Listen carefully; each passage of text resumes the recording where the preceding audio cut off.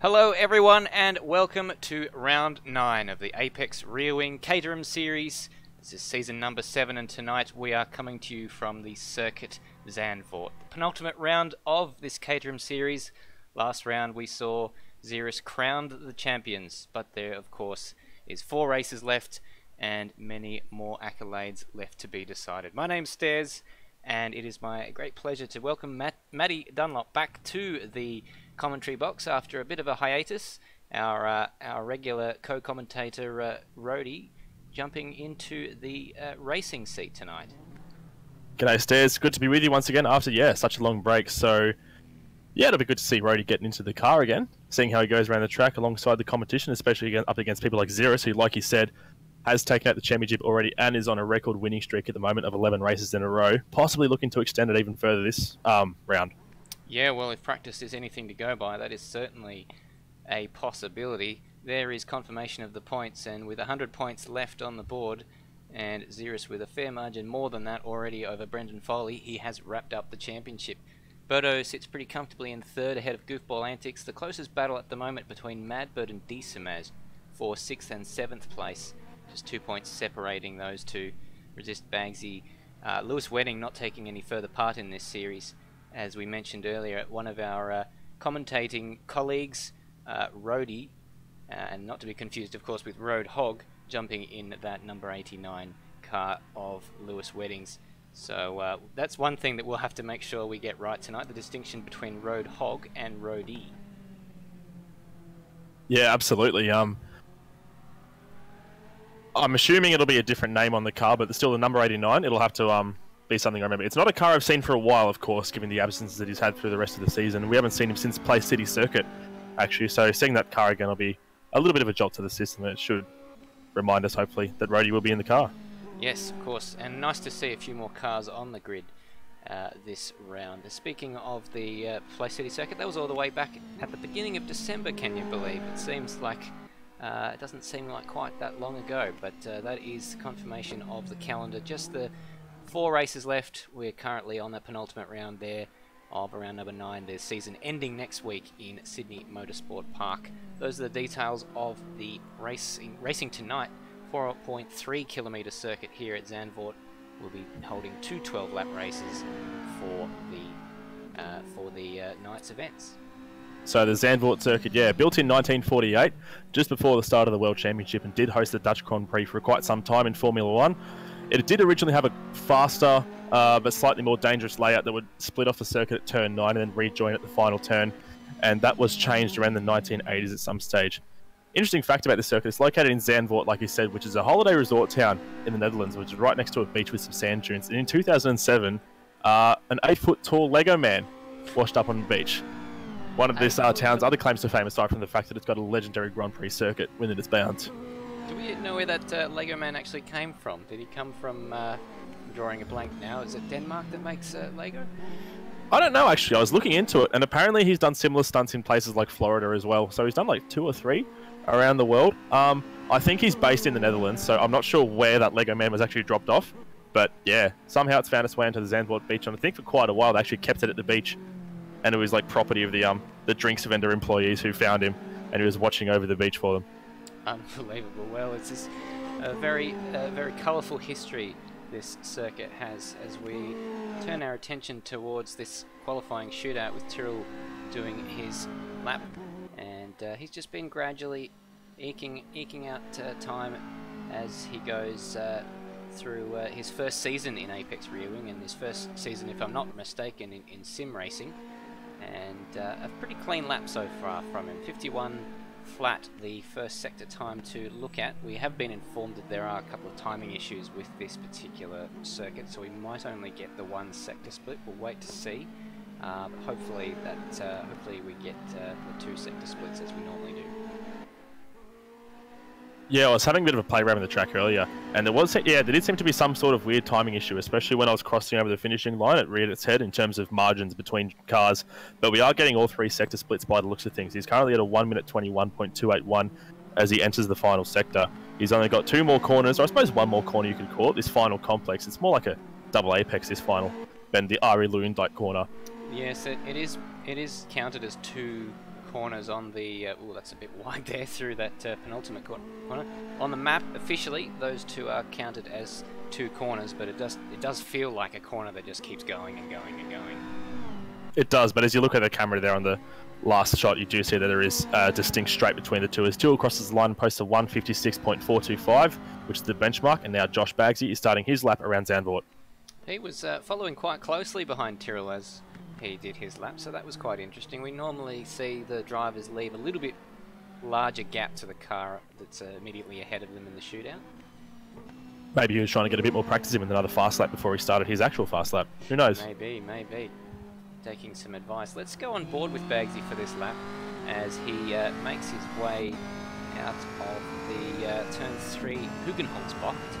We take you up this quite undulating circuit. It's one of those old school tracks that has it just follows the natural contours of the land up through these very fast turns 4 and 5 down to what I'm reliably informed is called the Skivlak, turn number 6, and then up to turn 7. I have a couple of maps in front of me, all of which have different names for some of these corners. Musterbocht is probably what I believe is the most accurate name for that previous corner there at turn 7 down to turn 8, and then we've got this fairly sharp hairpin turn 9 here, the Bocht 8 it says on this map, but I think I might just refer to it as turn 9 because Bocht 8 is a bit confusing for a corner that is supposedly turn 9. Bit of a curved straight, for lack of a better term here, might be a passing opportunity down here into the S-Bocht, turn 10, and then up to, as we talked about on the previous lap, the double right-handed to end the lap at turns 11 and 12. He made a slight error there on the exit of the corner before that curve straight that you mentioned. I've already forgotten the name, I apologise. I think we do have different maps in front of us. Yeah, but so, I'm going to go by the numbers, I think, turn 9. Yeah, that's a good call. So he was up, and as he crosses the line, he's posted a 1 minute 54.265, and he's 2 seconds up, so that's a pretty good lap from Bagsy. Yeah, I think he'd be pretty happy with that. 1 minute 54.2. Just bringing up the practice times in front of me so I can make a bit of a comparison to what he has managed to do in the practice session, and that is quite some margin quicker than his practice time of a 55.1. So Goofball Lennox out on track now, and he's the one who you can normally rely on to post a very good qualifying lap around any track he's at. He's had 2 pole positions so far this season. Most of the time those poles have been picked up by Xeris and Brenton Foley on one occasion, but he has had 2 poles, but his results have varied quite widely. He's got a couple of podiums with a 2nd in Laguna Seca and a 3rd at Guapore, but he has finished as low as 10th in Curitiba and Play City Circuit, so not sure what will happen to Goofball Lennox. A lot of the time he gets caught up in some unfortunate first lap incidents, but some clean running at this track, which might be a bit of a tall ask actually, because it's quite a tight and twisty turn. He's down 156 at the first sector. Yeah, well, he is, as we've detailed numerous times over these broadcasts, a bit of a qualifying specialist in these Caterhams, but he really didn't have the preparation that he needed in the practice session. He was dealing with technical issues with his Thrustmaster wheel, just not recognising, and having to deal with that meant that his practice time was significantly hampered, and that's why he's got such an early slot in this shootout, because he only finished 11th in the practice, so he really did not get a chance to get to grips with this circuit, and that's showing on the timing screen is he's half a second down on Bagsy. Yeah, it's very uncharacteristic of Goofball Lennox, and I'm trying to wonder if it's due to the fact that this track isn't quite as prolific as other tracks might be in terms of like presence in other racing games, because I feel like that's a big part. The more tracks, the more games you see one track featured, the more time you can sort of realistically spend going around it just in your leisure time, the more proficient you get at that track as he crosses the line. He's made up some time in that final sector, 2.75, so he's currently provisionally 2nd. Our attention now turns to Rody, former commentator extraordinaire, has got a bit of experience in real life racing Formula Vs. And here he is taking over the Loose SimSport machine, number 89, previously driven by Lewis Wedding. He wasn't able to race very much at all given his lack of suitable hardware, but now he's got himself some good computing power and a good wheel, and he's looking to take full advantage of that, I think. I believe he's running a controller, if I'm not mistaken, actually, which is the first time that we've had someone running a controller in Apex Rear Wing for some seasons. Madbird previously being one of the longest serving drivers using a controller, but moved last season to a G25. So a bit of a... He's actually doing quite well considering that he is at a bit of a disadvantage in that regard. Yeah, his lines are looking pretty clean. He hasn't made too many mistakes. Barely locked wheels. He's currently 0.17 up at the first sector, so he is ahead of Bagsy at the moment, and he's currently the fastest driver on track. Looking pretty good. Bit of a lock up into that corner and doesn't quite trouble the apex, but it is quite a wide circuit. We're not actually sure just how accurate the circuit is, because we do know that Zandvoort's actually quite a narrow circuit, but of course these Caterhams are quite narrow themselves, so they may well be accentuating that effect of making the track look wide. They certainly are. I've always considered this to be sort of one of the widest of the narrow tracks, if you will. It's sort of just flirting with the edge of the characteristics of a club circuit. Despite the fact that it's 4.5 Ks long and he's spun and he's lost a lap, I'm afraid. Yeah, that is the folly of a shootout. You only get one chance, so any mistake will, of course, be punished heavily. And that is the trouble with running a controller. You've got no force feedback, so you don't really get any indication of when the car is going light. No, exactly. You can't really adjust accordingly, which is definitely a big hassle to get over here. He's going to come around and finish the lap very valiantly, although he has lost a little bit of confidence, run off the edge there, and he'll cross the line well behind, unfortunately, and will be starting from the back of the grid unless somebody else makes a similar issue. I think he can gain some confidence from knowing that he was up on Bagsy's time, and before that spin he was looking like he could be in contention for provisional pole position. It's a tricky corner, that one too. I find a lot of the time when you're trying to get on the gas, if you're a little bit overzealous, you can lose the back end very easily on a tight corner like that, and like the other hairpins, especially like the Tarzan bend, as we see Roadhog running down to now, turn 1. Exactly, from Roadie to Roadhog of the Quaymar Vipshot team, and the car number 29 very, very leery through the Tarzan corner. A little bit of a lock up through into the turn 2 and 3 complex, but it looks like drivers are locking up these front wheels left, right and centre around this track. Looks like it's just par for the course.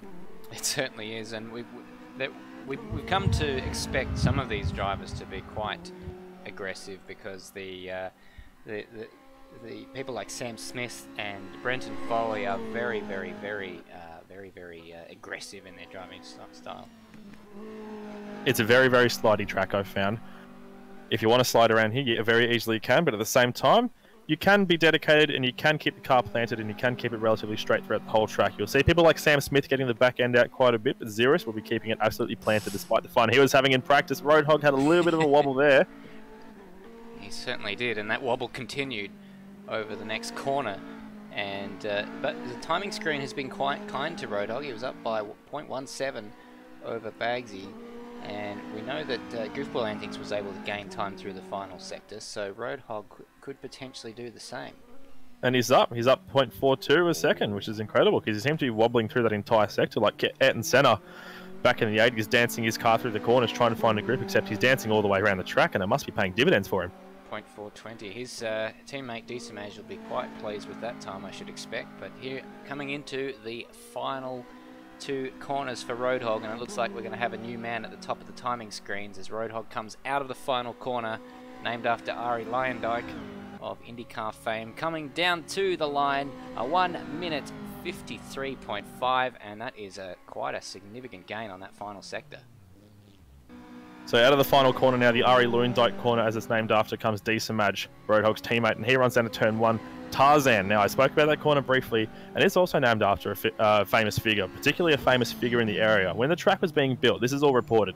This is only according to the very non-certifiable opinion of Wikipedia. But apparently, when the track was being built in 1948, he had a vegetable garden on a portion of the land which is now used by the track, and he refused to give it up unless they named a corner after him. And he went by the name Tarzan, so it stuck.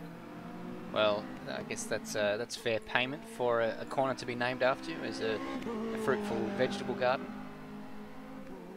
And I think it's also had the effect of making the corner even a little bit more legendary. It's a great corner on its own, name aside, because it's got plenty of camber and you can take much varied lines into there, especially with the short run into the following complex. You know, you can crisscross people, you can square the corner off, and it all seems to be pretty quick. Yeah, I'm looking forward to seeing what the drivers make of that during the race. This is a very, very tight qualifying session between Roadhog and Decimage, just 13 thousandths of a second separating them. Just saw Decimage clip the curb before. I wonder if he didn't take too much curb there, because we've heard during the practice session from some of the drivers that the track can be a little bit harsh on the track cuts. Yeah, he did have a bit of an awkward attempt at that corner, the Hondenvlak, as I seem to recall, but I think it's also called the Masters corner, or whatever the equivalent is in Dutch, as you may have seen. And it's an interesting corner, that one. It's medium speed, but it's a very, very short radius. Almost like Tetra Rouge at Le Mans, I found. Well, he's lost a little bit of time through the middle sector, down to about a tenth and change. So Decimage will need to have found some time through this final sector if he wants to jump up ahead of his teammate Roadhog. Coming down to the line, 153.5 is the time to beat. Oh, and that is painfully close. He's in the same tenth of a second, but it's not enough. Roadhog hangs on. Just under 0.035. So negligibly speaking, if there was on-track position we were talking about, they'd be neck and neck. But in qualifying, every thousandth matters. Never had a good practice session, and here he comes down to turn number 2 and 3. He managed in that practice session a 152.1. So if he can replicate that sort of pace, he'll get himself there or thereabouts. But having said that, the last 2 or 3 haven't managed to get anywhere near what they managed in practice. No, and Nethers has had very varied results throughout this season as well. He's finished 11th is his most common result, but he's also finished as high as 4th at the first race at Nogaro. So we could be seeing this could be one of his favourite tracks, and he could absolutely demolish the midfield and end up around 5th or 4th again. Who knows? Could potentially. Had a very strong running in Nogaro, and if not for a small mistake on the final lap of that race, could well have been on the podium. And this is looking pretty good for him. He's half a second up through the first sector. That is quite a margin. In numerical terms, half a second is about as close as you can get to the wording term of pretty good. He's doing fantastic around this track as he makes the run down onto the long curve straight down to the S curve, or as I like to call it, the question mark, as it looks exactly like that on a map. It does look like a question mark, and you would certainly hope that a few questions get asked of drivers down into that corner, because I would expect some overtaking manoeuvres to be done there. Looked like we had him green on that second sector. I didn't quite catch the time, but it looks pretty good so far for now. Up by over a second. He's absolutely handing his car all around this track. He's flogging it, and he's doing fantastically as he comes around the final bend. We'll have to see how far up he is ahead. He'll be into the 151s, I think, almost, or possibly high 152s as he crosses the line. It's a 152.698. He's 0.8 up. Fantastic lap from Nethers. Yeah, that's brilliant. That is a great start for Nether. He'll be pretty pleased with that, I should think. And it certainly lays down the gauntlet to those ahead. Now, I spoke a little bit earlier of sliding around this track, and if you're looking for sliding action, you cannot go past Sam Smith. He is the king of oversteer. He loves a good slide, and I don't mean the kind you find on a playground. He is absolutely all over these cars, and there is a prime example as he goes into the braking zone for that corner. But funnily enough, this is him toning it back. We've seen him much more slidey in other types of cars, V8 supercars and Porsches, for example. Believe it or not, this is him toning it back a bit. Well, geez, I can't wait to see what he busts out when he's in the middle of a heated battle, which I reckon he'll get into in this race. He's had quite a few entertaining battles throughout this season, mostly around 3rd and 4th position. He hasn't been able to find himself too far up. His highest finish so far, has been 3rd place, which he's got 5 times so far this season. Most part, he's been hovering around the midfield as he gets very sideways through that bend. Oh, that might hurt his time a little bit, I think. Yeah, that was a costly mistake. It took him an age to get back onto the throttle there, and all the time that is going to be costing you down the straight. Thankfully, there was another corner fairly soon after that, so that kind of dulls the pain a little bit, and the loss is minimised down to about 0.2 of a second, but it's going to be very hard for Sam Smith to jump up ahead of Nether here. Not too bad considering the next best time after Nethers at the moment is 0.8 back, so he's pretty close, relatively speaking, to the front of that grid as it stands. Should still be able to slot in second ahead of Roadhog. It's been a pretty clean end to the lap. I think we saw Nether have a little bit of a moment through that final corner. Sam Smith looked little bit more clinical as he comes to the... Oh, he's jumped ahead! 52.3, my goodness, he's had an absolutely mega final sector, so we were writing him off like an insurance company, and the insurance company has egg on its face. He's had a flyer over last sector. 152.344 is the final time, and yeah, he's 0.355 seconds up, so he must have some magical setup working there. We were discussing setups earlier in the group chat. People wanting to share some setups, people not wanting to share setups. Getting a little bit heated, actually.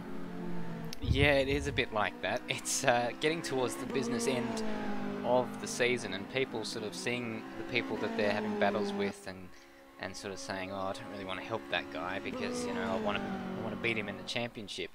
And this circuit is going to certainly throw the cat amongst the pigeons, because it's the first time they've run Zandvoort in Apex Rear Wing, so it's new to a lot of these guys. So setup is so important, and making sure you get every little advantage that you can.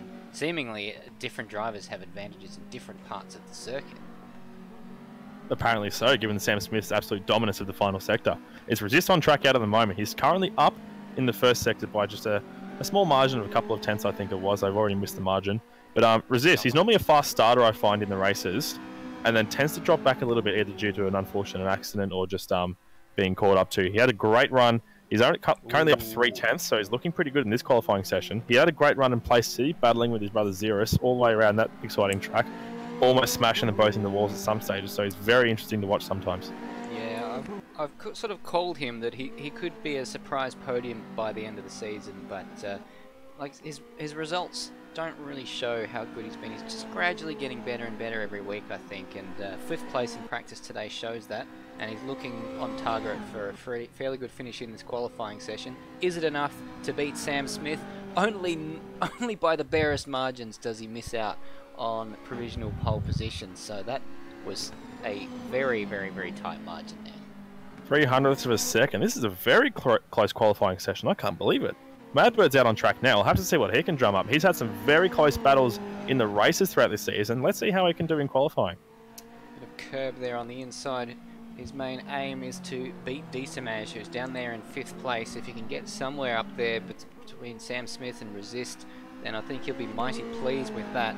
He had a disastrous qualifying session last week, spinning and having to start from the back, and fighting his way up in that first race, only to have a bad start on race 2 and have to do it all over again, and lost a handful of points to Diesamage after he helped Diesamage in the practice, and probably regretted that afterwards because Diesamage got 2 decent results. This is looking good for Madbird though. He's up by a small margin, but he's up, that's the main thing.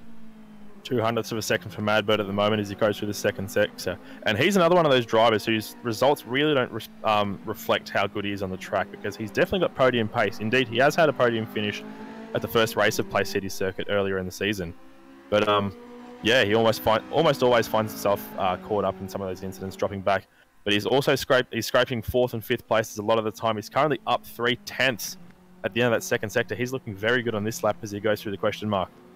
Yeah, this is looking very good. This was the circuit that he selected. Every driver got to select a circuit. That's how they decide which circuits we go to in this season. And Zandvoort was his pick, and it's looking like a good pick for him. I wonder if he was just sandbagging a little bit in that practice session. He did have a good time in the practice session, finished 4th, and he looks like he may well go to the top of the tree here. He'll need a very, very strong final sector, but he's been up at every split. And, oh, he misses out. Sam Smith is just stumping them all in that final sector, but he somehow manages to slot himself in between Sam and Resist. Just shy. 6,000th of a second faster than Resist, so they were almost split by a hair's width at the finish line in terms of that race pace. Incredible. I think Madbird will still be reasonably happy with that.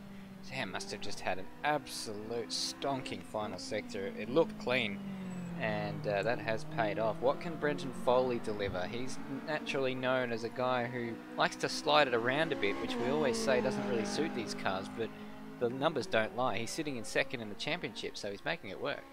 He's podiumed almost every single race this season, except for a few at the start of the season, and he has had one win at that first race at Place City Circuit, which is a bit of a weird one because everyone's getting their heads around the track for the first time. But watching Brenton Foley battling with Xeris is always entertaining, and it's like watching chalk and cheese. They've got very different styles. He's currently up 3/10, which is one of the best first sector margins we've seen all session, so he's looking very good and could be in line for pole position at the end of this lap, provisionally speaking. But yeah, as you can see, he gets the back end out there around that bend, and watching him compared to Xeris, who's one of the smoothest and calmest drivers who keeps it online always, it's an absolute spectacle, especially when they're matching each other's lap times lap after lap after lap. He's on quite a special podium streak actually from that win, which is the only win by someone other than Xeris in Place City Circuit. He's been on a podium streak of 12 in a row ever since then, and looking. Oh, look at the streak! He's up 9/10 at the second sector. He's on an absolute flyer. Will he have the same strategy as Sam Smith going through the final sector? Will he extend that margin even further? We'll have to see, but at the moment he's dominating. Yeah, I would expect that to be, I mean, this is a perfect line through the final sector. You're seeing a late apex, on the throttle early, down to the line.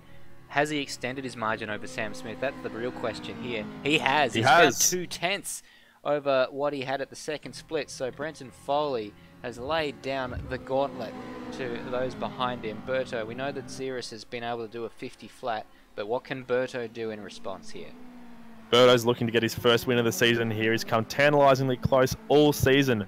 He's finished on the podium 6 times, 4 seconds and 3/3, so surely he's due for a win any time now. And given his practice results at this track, I'd say this is one of his best chances yet. Yeah, he's been getting stronger throughout the season. He was fighting with Sam through the early part of the season, but he's another one who he went on an extended podium streak. He had 5 podiums in a row, only broken up by a poor race last time out at Cadwell Park, but I expect him to be up there with podium pace there. He and Foley very, very closely matched on pace in the last couple of rounds.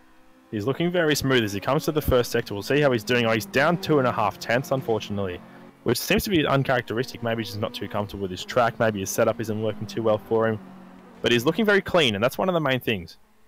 He knows a lot of circuits, Berto, so I wouldn't be surprised if he knows this circuit quite intimately, to be honest. A lot of these other guys, it's the first time they've raced here, but I'm wondering just what Berto's experience level around here is, and whether that can come to the fore in the race, because he's losing time throughout this lap. He's down another 3/10 on his first sector split. He's got the car all out of shape there through the question mark turn, coming up to the final sequence of corners. Yeah, quite sideways on the braking into that corner. So unfortunately, it doesn't look like it's working out too well for Berto, but I wouldn't discredit his ability to go back up through the pack and be fighting at the front with people like Brenton Foley and Xeris. Well, he should still slot up ahead of Sam Smith, so he probably wouldn't have to make his way up through the pack too much. Coming down to the line. Oh, he does beat Sam, but not by the margin we thought he might. That was mighty, mighty close. Look at the gap between second and fifth. That is less than 1/10 of a second separating those guys.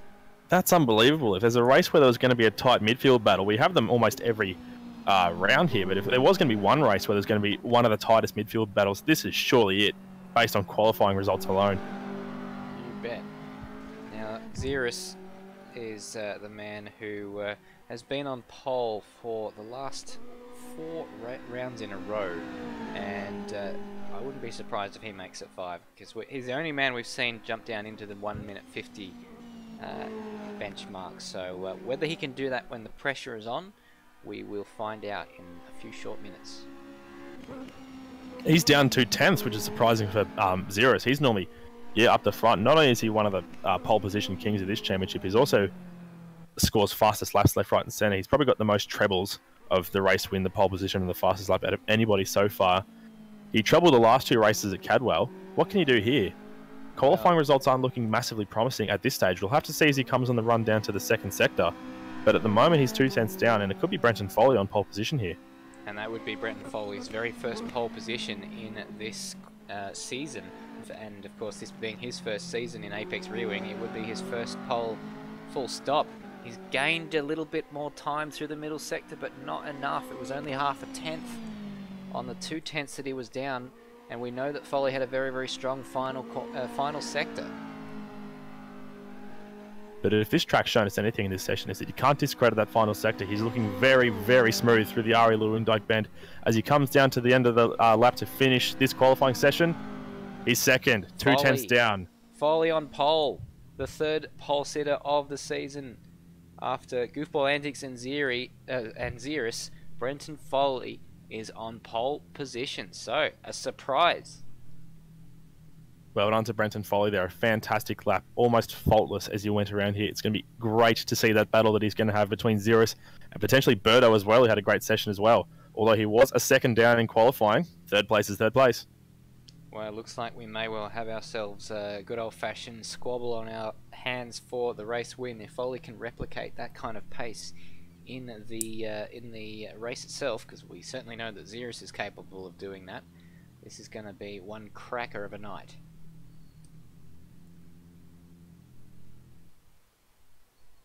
So as we look at the grid now, the results come to Brenton Foley and Xeris sit on the front row. Birdo third, Sam Smith fourth, Madbird fifth, Resist is sixth, which is a pretty good result for him in qualifying. Nethers is seventh, which is a great result for him too. Roadhog is eighth, Decimage is ninth, his teammate.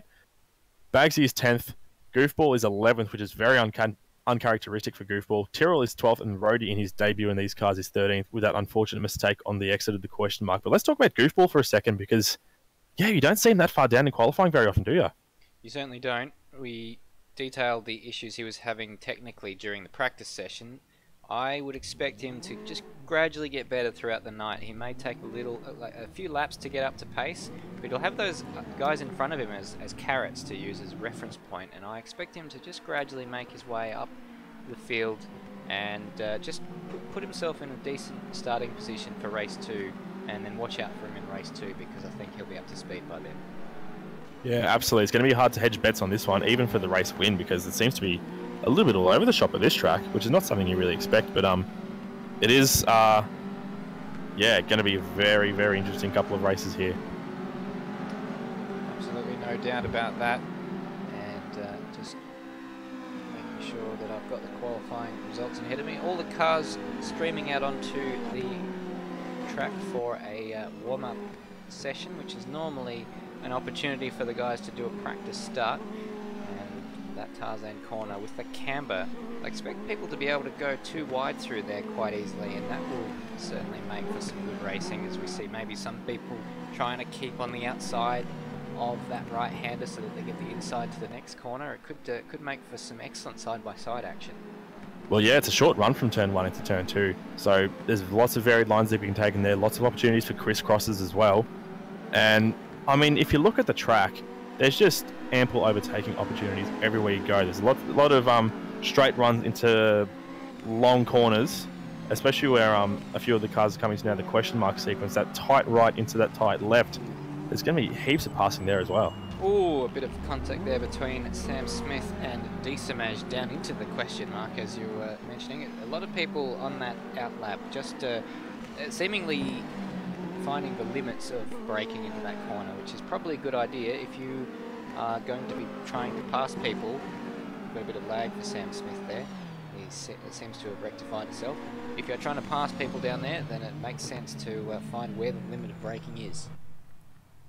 So they're gridding up at the moment for a practice start, which they normally do a number of in these sessions.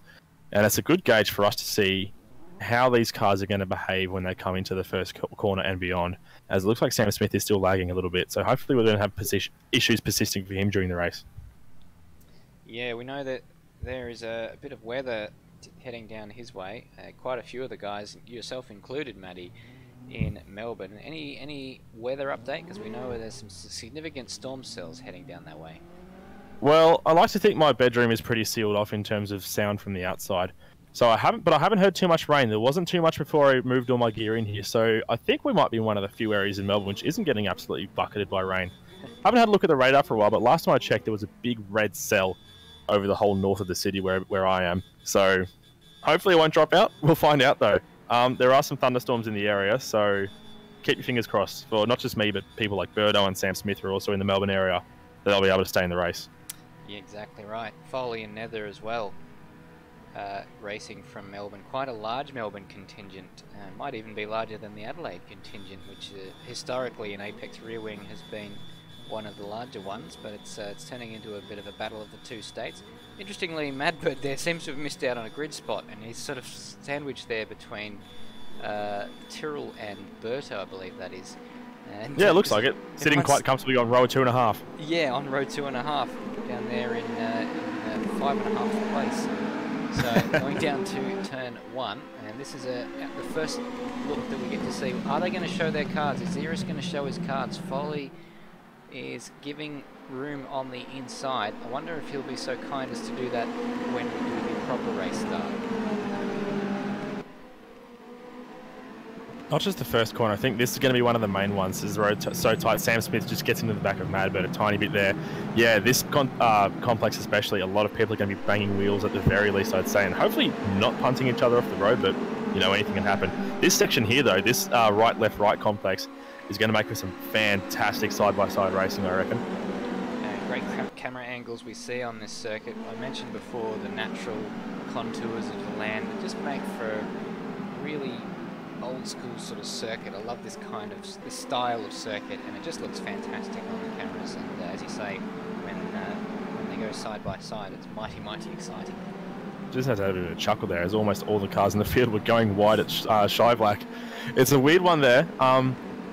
Not just at the entry, but the exit as well. I was finding I was doing a little bit of practice earlier in the day, and it's a weird corner because you've got the rumble strips, which normally act as apex markers around the rest of the track. They're a bit misleading in that corner, but you also have to be, because you have to sort of pull it in tighter than the marker seems to suggest. The corner goes a little bit longer and a little bit further in than you'd expect, and you have to be careful not to run off into the grass there or you'll lose some precious time. But you also have to be careful under braking because you're just coming from a long sweeping right-hander and you have to get the car stabilised and straightened before you jump on the brakes. If you get a wheel in the side of the grass, it's not necessarily going to be race over, but you will get the whole car in the grass and probably the gravel as well, so you will lose a ton of time. Berto making his way up on this practice opening lap as they all hit the anchors down to the grid boxes so they can make a second practice start. That was quite a clean practice start. We're seeing, I think they're getting cleaner and cleaner in these cars. Not that they're making a habit of first corner incident, but generally speaking, these warm-up laps, they sort of throw caution to the wind when they're doing these practice starts. So good to see that they're doing a pretty clean job of it first time out. The horns are blaring as per usual. I always like to get stuck into the horn button there. It's always good to hear. Symphony. It's a beautiful noise, it really is. It is. So, side by side with Berto and Sam Smith. Of course, if you've just joined the broadcast, this is a practice start. This is not the real one. Gives us an opportunity as commentators to get a bit of a practice start. Hey, big contact there. I've given the curse, haven't I? Oh no, that's massive. They had a few clean starts, but this is not one of them. Goofball Andy's on his roof, which we know causes significant issues in this track. He really had his head in the sand there. Let's have a look at the replay going down to turn 1. So was it? No, it was triggered before Goofball Antics. Looked like it was Resist and Madbird triggering that one off. If we go back, we'll try and just catch the replay again. Going down in there side by side, and Roadhog I think involved as well. Just turning in, didn't realise there were two cars on the inside of him, and it was Goofball Antics, the innocent party, who got tagged, and the car went over on its roof. Yeah, there seems to be a bit of a domino effect around that part of the track. Everyone was going left, right and centre. And I'm just watching Roadhog now, and I'm not sure if he's had some damage or if he's just having a bit of fun in this session, but he's been getting sideways at every single corner. Looks like he's just having a good time, as they all would be. Yeah. Getting some last minute funnies out of them before they get into serious race mode. Yeah, that car looks very, very unstable though. I do wonder if your first inkling was right, whether there is a bit of damage. He has the fastest time, incidentally, of this warm-up session, but by no means a representative time, with 2 minutes 34 being well off the pace that they set in qualifying. Well, the good thing about this series, and all sim racing series I suppose, is that damage isn't too much of an issue. You can absolutely ruin your car during the warm-up, as some of the drivers like to do towards the end. Pull it into the pits, go back out for the race with a fresh set of wheels, as he gets absolutely sideways around the penultimate corner. Oh my goodness, he's having a ball. Or he's just having some bad suspension, who knows. I think actually now, your second inkling may well have been right. That car looks fine. Because he's done a good job of saving that. That was a nice little show from Roadhog.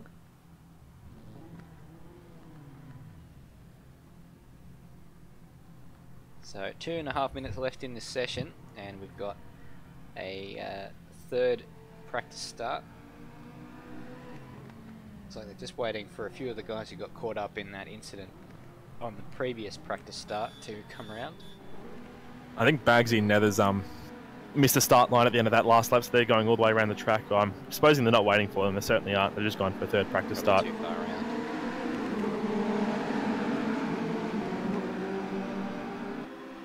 So Xeris getting the better of Foley on that start. The rest of them go through side by side. And yeah, it's got so much camber, that corner. The bank, it's almost like a Indianapolis style banking. It really is. It's great fun to drive around too, because when you've got a corner like that, it gives you so much more security as a few guys get sideways there. It looked like Decimage hit the fence. Yeah, Roadhog spun round, and Decimage as well. So both of the Quaymar Bipshot cars having issues on that start. Teammates in unison. Sometimes good to see. Sometimes in the event of synchronized crashing at respective corners, not so good. Exactly right. This is still a warm-up session, thankfully, and Nethers is currently on his way around posting the fastest time of this warm-up session. So he's looking to get a little bit more track time. I think normally I think he'd be pretty happy with the result that he got in qualifying. He did very well, so I think he's just getting some more track time. Is he going to pull around? Sorry, go on. No, sorry, after you. Just back on the Quaymar Bipshot team with Roadhog and Decimage, starting 8th and 9th, so they'll be very close to each other, but they would have both preferred to be a bit further up the grid. The only two-car team in this field. So, we've got about 32 seconds before the end of this practice session. How's your prediction looking for the first race winner, do you think? I was pretty impressed with what I saw from Foley. It is, of course, always difficult not to predict Xeris because, I mean, let's face it, he's setting records. 11 on the trot is an Apex rear wing record, and that was, of course, Xeris' own record that he smashed last time out, which was previously 9 wins on the trot. So it's very, very difficult to go past him making that 12 in a row, but we've seen that they've not all been decided by huge margins. If anyone can give him a hard time, it's Brenton Foley, and the fact that he has managed to get his first pole position in this season may give him a little bit of confidence that he can run with him. Xeris, we know, was nowhere near the pace that he set in practice, so maybe he made a few errors here and there, but Foley may well just have an answer for him today. Well, a few of the drivers at the moment, especially those who have been trying to get into championship contention but now can't because the championship's been decided, will be going into this one with the mindset that they have nothing to lose. And I as well will be going into this race with my prediction that I have nothing to lose. And I'm going to go with Birdo, because he's up there in third in qualifying, and I reckon this will be the race where he gets his first win. I'll definitely be pulling for him, as unbiased as I can be as a commentator, but it's going to be a very, very close battle, by all means, at the very least, for first, second, and third to fill out that podium. So it's going to be an absolute scrap. There you go. Well, Birdo may well get himself on the board. He does have I guess technically an Apex rear wing victory by virtue of winning the Apex rear wing 6 hours of Spa-Francorchamps with Sam Smith, but of course that was not a solo win. And of course, if he were to win, that would be his first solo win in Apex rear wing. So all the cars are gridded up now, yep, as they make their warm-up lap, or their formation lap, if you will, before the start of the race. Cars revving, so we would expect them to get underway very, very shortly. Indeed, they've been given the green light, and Brenton Foley leads them way for the very first time. Probably not the last for Brenton Foley. Excellent pole position. Xeris, though, right there behind him, and that purple and green livery in your mirrors, you just know that you're not going to have an easy race. Birdo lines up third, Matty's bold prediction for the victory, and well, that's as good a guess as any, I would say, and certainly if he does come up trumps at the end of tonight, he'll be, I'm sure, the first to say you called it. Behind him, Sam Smith. Great qualifying session for him. He's starting to find his mojo again, Sam Smith. Missed the odd race in this season and probably hasn't quite been on the pace that he... Oh, someone's well off in the distance there. What on earth happened there? Looks like we must have had some technical issues because we've got everyone crashing deliberately by the looks of it on this warm-up session. So we do allow restarts if someone does have technical issues before the first corner of the first lap, and it appears someone has pulled that trigger and we're restarting. Hopefully we won't have issues like that persisting into the actual race. We have had that once or twice with some lengthy delays, unfortunately, at some tracks like Laguna Seca, which ended up being a problem. Commentating, isn't it? It always seems to be, yeah. Hopefully I'm not cursed. We have had some weird timing issues around this track, and hopefully that's the extent of it. We certainly hope so. I can't imagine that would have been an issue that reared its head during the warm-up lap. Hopefully it's just something like, well, we know that Foley has had issues with his wheel, but he seemed to be driving along okay in that warm-up lap, so a bit of a strange one. He's out on the grid at the moment waiting to take the second formation lap. I think we're just waiting for two more cars. One more car. The one who's going to be in third position, that is Berto. I think they're all there now, and we're going to be getting started for our second formation lap. Horns blaring. Sam Smith's here to go. He's already all the way out of his pit box. I did notice that. He is, and he gets reset, of course, because the game doesn't really like you doing that too much. Brett Foley again.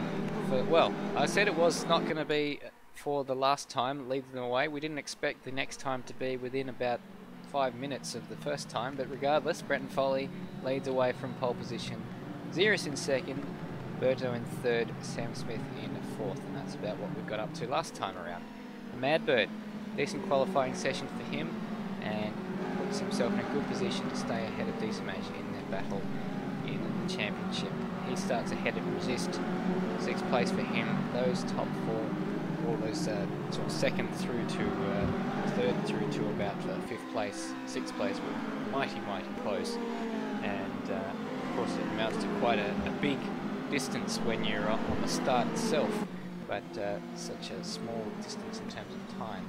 Another great qualifying session for him, up in 7th place. He's got an opportunity to get some points tonight, ahead of Roadhog and Decimage, the Quaymar Lipshot gentleman. Bagsy down there in 10th place, ahead of Goofball. Goofball Antics going for a dive on the warm-up lap. He'll probably be finding his feet some way through this race, so expect to see him make up positions. Tyrrell in 12th place, and Brody jumping out of the commentary box and into the onto the racetrack for his first official Apex rear wing race. Strap yourselves in, folks. It's going to be an absolute cracker, especially up the front. I mean, it will be close given the qualifying results in the midfield with those cars from third to sixth. How close they were, separated by just under a second. So we're going to have scraps all around, like a chook who's just been fed, I'd say. And it's going to be so hard to keep up with where's where, which battle's going on where. Yeah, we always find it difficult to know who to focus on, but we generally try and focus on the battle that's the furthest up the grid.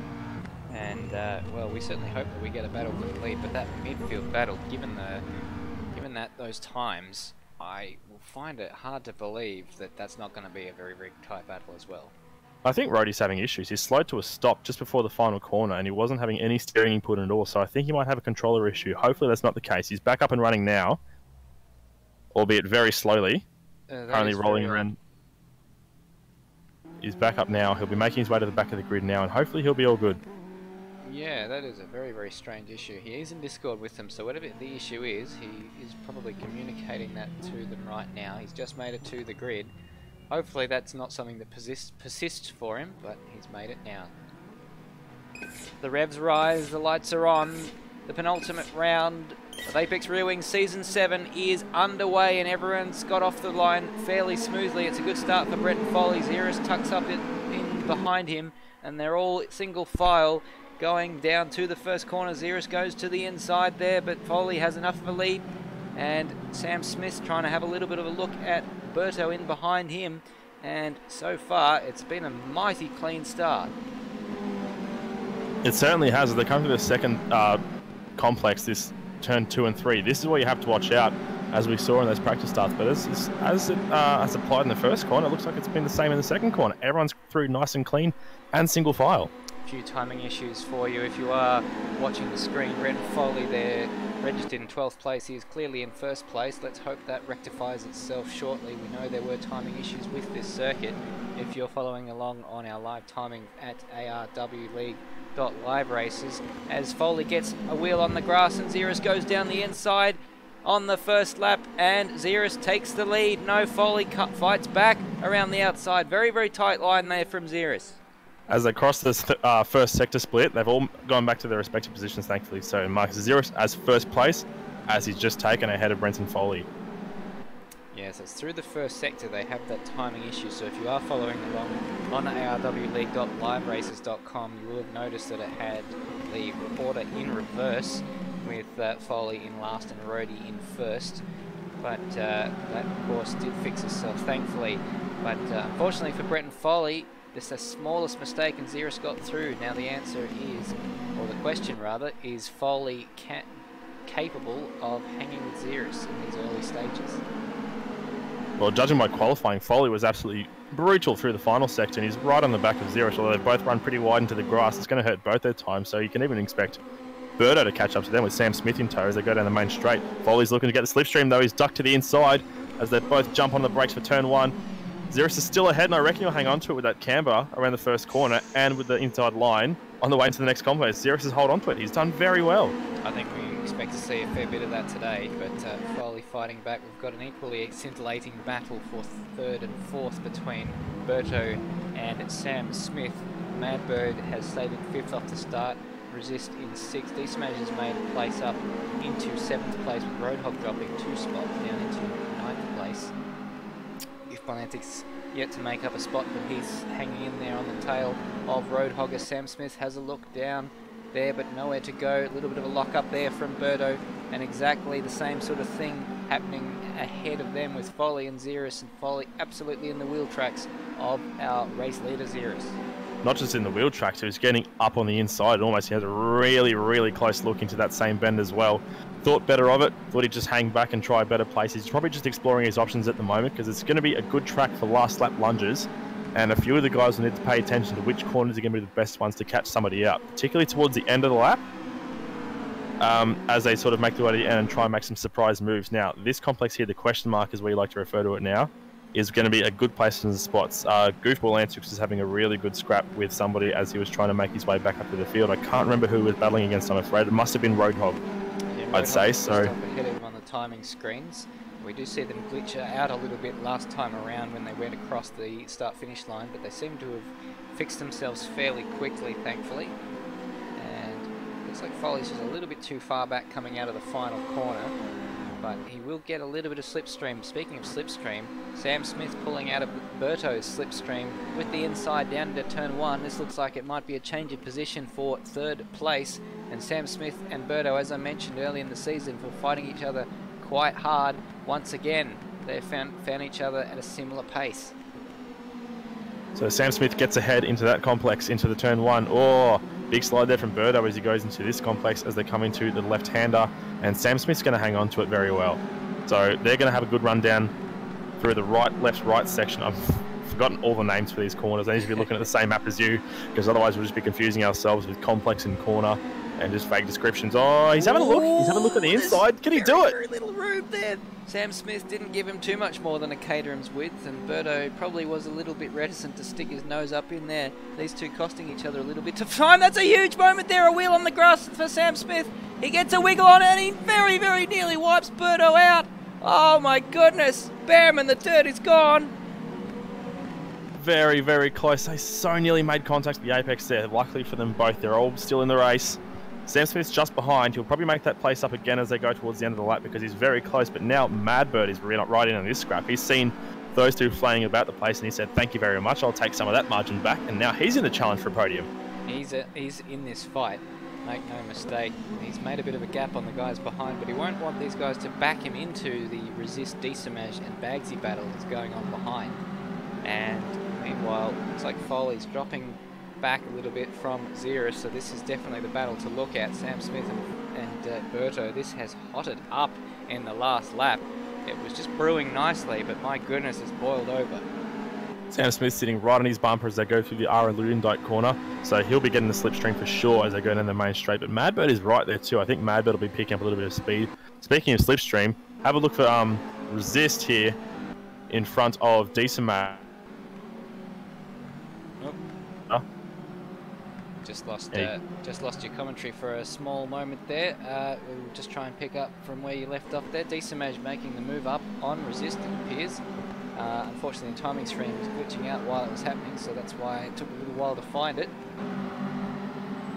Apologies for that. I think I'm back. I just had a quick disconnect there, so we're all good. All the cars disappeared on track, so I had to drop out a little bit there as well. But the net result is Decimage is now up ahead of Resist as they go down towards the Rob Steinmaker Bock corner, as you would call it. I think Bock would be just Dutch for corner, I suppose, into Schleivach. I'm sure there's another way to pronounce that. This text is too small on my laptop. It is Schleivach. There we go. Timing's still having the issues with showing Resist. It's just updated now with Resist now behind Decimage. Took a long time to update as Bagsy now has a look to the inside, but that's not what Madbird will want to see. Decimage having got by the two cars he was battling with, because Madbird doesn't seem to be at the moment able to get past the two guys that he's battling with.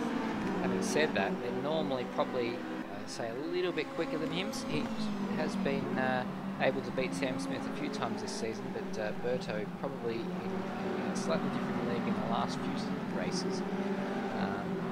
But of course, if they battle each other hard, we've seen they can make errors. Sam Smith certainly not immune to that. Made a lot of errors last round, and it cost him a few positions. They certainly can, and Madbird will be wanting to avoid that scrap with Decimage as much as he can. As entertaining as it is to watch, with those two almost arch rivals, if you will, Madbird is, he'd consider himself to be just close enough to the back of Sam Smith, who's now going for the lunge on the inside, that I reckon Sam Smith will be, he's in fourth at the moment, but he's just edged ahead of Birdo into turn one, but Madbird wanting to stick to the back of those two as much as he can, because while he's got the chance, he may as well grab it with both hands.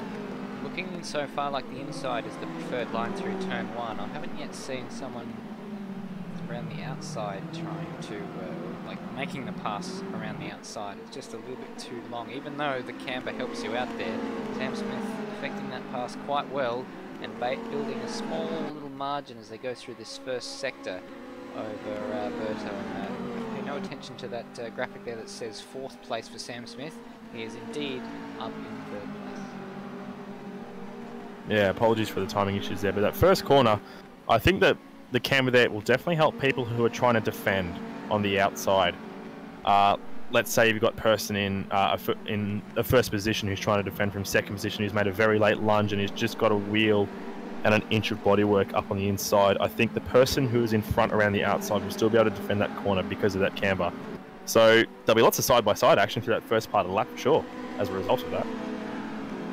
Sam Smith still with a little bit of a margin as they go through into the last sector of the race, of the lap, I beg your pardon, and through the question mark corner.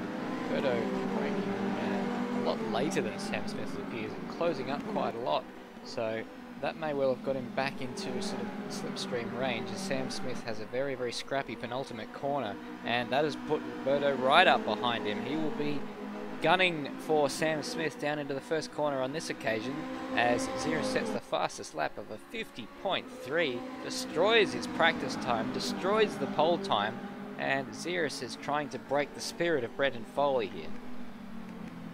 Brenton Foley seems to be catching up a bit. I was just watching for the last part of that lap and he was maintaining a solid gap of around 7/10 to the back of Xeris, so at the very least he's stopped losing ground on Xeris and now he's maintaining position, probably getting to grips with this track a little bit more despite the fact that he was on pole. And maybe we're now at the halfway stage almost of this race. We're currently on lap 6 of 12, so towards the end of this 12-lap race, you could definitely see Brenton Foley, I think, getting right back up the front there with Xeris. So I think my prediction with of Berto finishing the race in first position maybe was a little bit too bold, but he'll definitely finish well. He's currently battling, on the podium for Sam Smith, and he's currently 4th. So, but there's, like you said, there's nothing in it between those two. They're just trading places lap after lap. Yeah, the leader's pulling away from these two at something around a second lap, and aided somewhat by the fact that they're battling each other so fiercely. Sam Smith goes quite wide through there, so Berto's Birdo seems to have probably the more composed car at the moment. Sam Smith is missing apexes and going wide there, but whenever he gets behind, he does seem to like that carrot when there's a car in front to use as a reference point, and he gets by straight away. Well, a lot of drivers find it easier to chase than they do to lead, because when you're chasing, you'd also have the benefit of not just being able to copy the technique of the bloke in front of you, or the woman in front of you rather, or either or, depends on who's racing, I suppose.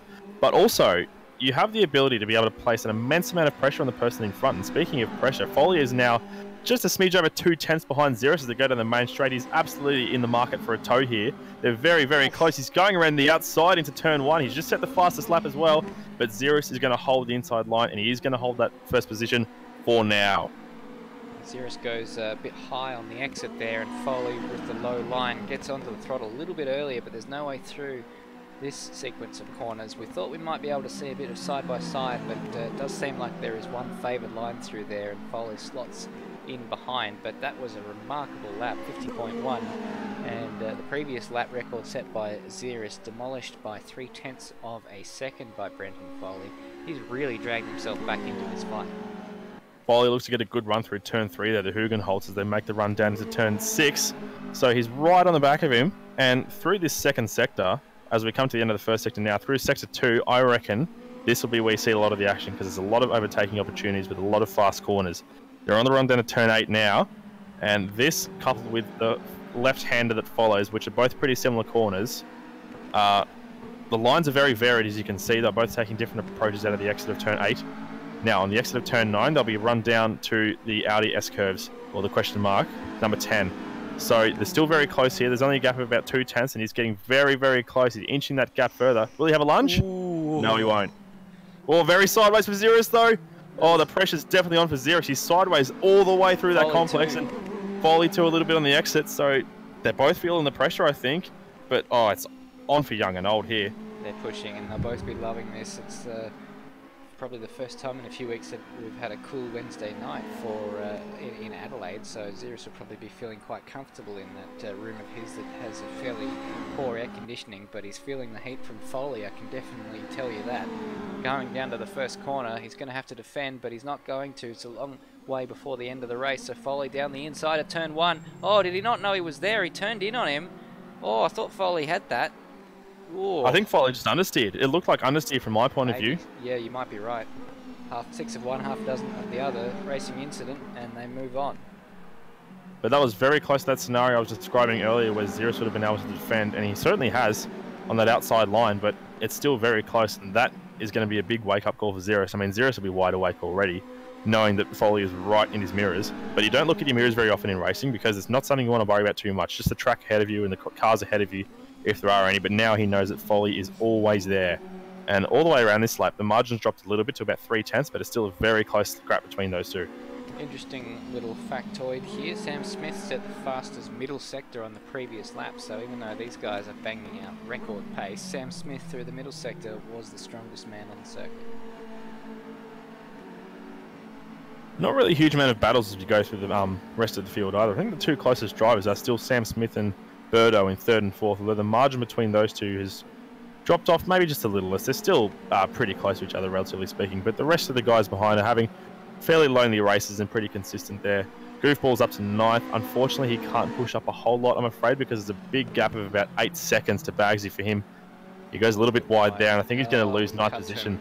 Yeah, at the wrong moment there as he hits the grass, and Roadhog there has a huge spin in front of him. Oh, that was very, very unfortunate there. Oh, he held on to it, but only because he kind of cut off Goofball Antics. So Goofball Antics loses a huge amount of ground there. That was something that Lemony Snickets might have written about. It was a series of unfortunate events there for Goofball Antics. It certainly was, and it's a few scrapes and bruises on both those cars that neither of them will really want. Hopefully no suspension damage or anything like that, but that's dropped Goofball back down to 10th, unfortunately for him. He is pretty close to Roadhog now. A look up the inside of Sam Smith down at turn 1, and they give each other the space at side by side down to turn 2. This one's pretty close. It looks like Birdo's going to get the inside there and just sneaks his way past, but can he keep Sam Smith behind? They are mighty, mighty close. Birdo moves up into 3rd place.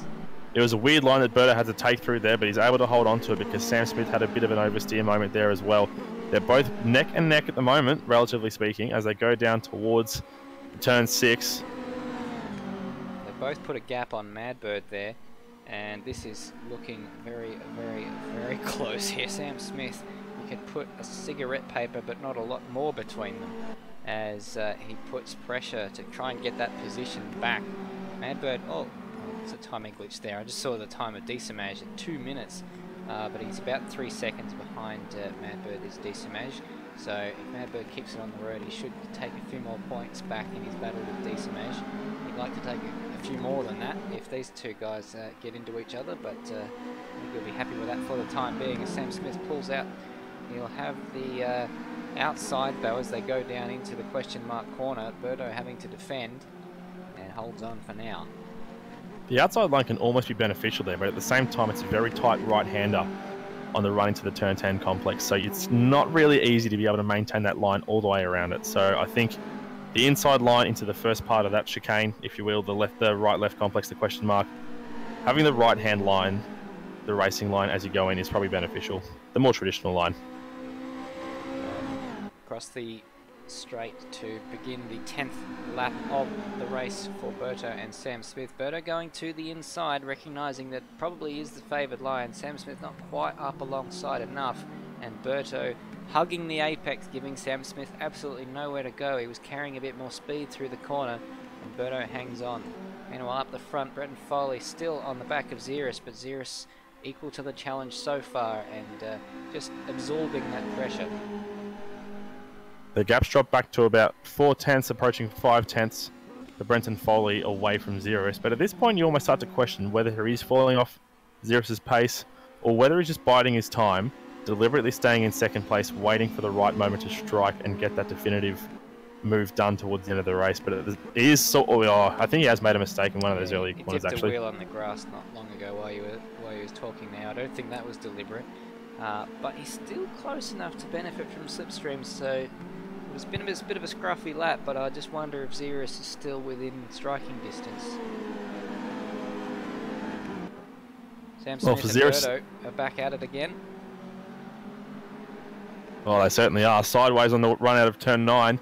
They're going to be side by side down to turn 10. This is incredible to watch. Sam Smith's just edging ahead, and he's got the line, so I'd be very willing to give this corner to Sam Smith based on that position alone, but he's going to stick there. Oh! He's done a fantastic job to keep the room there. Sam Smith gets a fantastic exit though, and he's going to be up alongside Berto on the outside of the final couple of corners. Berto hangs to the inside there. He's positioning his car absolutely perfectly because it's right where Sam Smith wants to put his car for the switchback. He's going to have the toe down the line there. This is going to be interesting. Does he get in before the line? Because if this happens on the final lap, it may well be something close to a dead heat, but I think Sam Smith marginally behind as they went across the line. This is the penultimate lap of the race. He's going to try and get the move done round the outside. If he can do this, it would be absolutely phenomenal. And he'll have the inside for the next corner. I think Sam Smith has done it. No, Madbird. Sam Smith loses out just on the brakes into that corner, and Berto hangs on for now, but he's left the inside out. He wasn't quite clear. Sam Smith snuck back through. It is blow for blow, punch for punch. Because they spent the rest of the lap doing that, all the way down into turn 3 and 4. It's unbelievable stuff for these two. Sam Smith just finding a few car lengths now. Berto stuck his foot in the throttle there. He still had 2 wheels on the grass. He's maybe lost a little bit, but he certainly carried a fair bit of speed through that corner. Madbird's almost being brought back into the contention for podium battle in this, because if they do have a small little mistake, then Madbird will be right through. It looks like the battle for the lead has cooled off a little bit, with Foley seemingly dropping out of We've got a car in the fence. It's Decimage has gone off. Oh no, Decimage in the fence, so that is huge for his championship. Wonder what happened there. We'll try and catch a replay of what happened there. He wasn't battling anyone, so he's done this all by himself, and concentration can be an issue when you're fighting on your own. And Decimage spinning it round. He's only lost, what was he lost? He's lost 2 positions, so it is costly for him. Last lap. Those battles at the front are starting to space out quite a bit. The margin at the front between Xeris and Brenton Foley is now 1.7 seconds. So either Xeris is streaking away or Foley's made a couple of unfortunate slight errors towards the latter stages of the race. I mean, obviously anything can happen on this last lap, but knowing Xeris, he's been absolutely rock solid almost every single race this season so far, and I expect that to just carry on through the rest of this. Fingers crossed, of course. Don't want to impart the commentator's curse too many times this round. No. And, I mean, at the risk of doing so, Sam Smith has built himself a little bit of a gap on Berto. You'd think that he probably has it from here, but Sam Smith does like a carrot, and one or two little mistakes and Berto could be right with him, but you have to think that he's in the box seat now to take that podium position, which would be his first in a few rounds, the last one coming at round number 5 at Guapore, as we focus now on Xeris making his way through the last few corners of the race.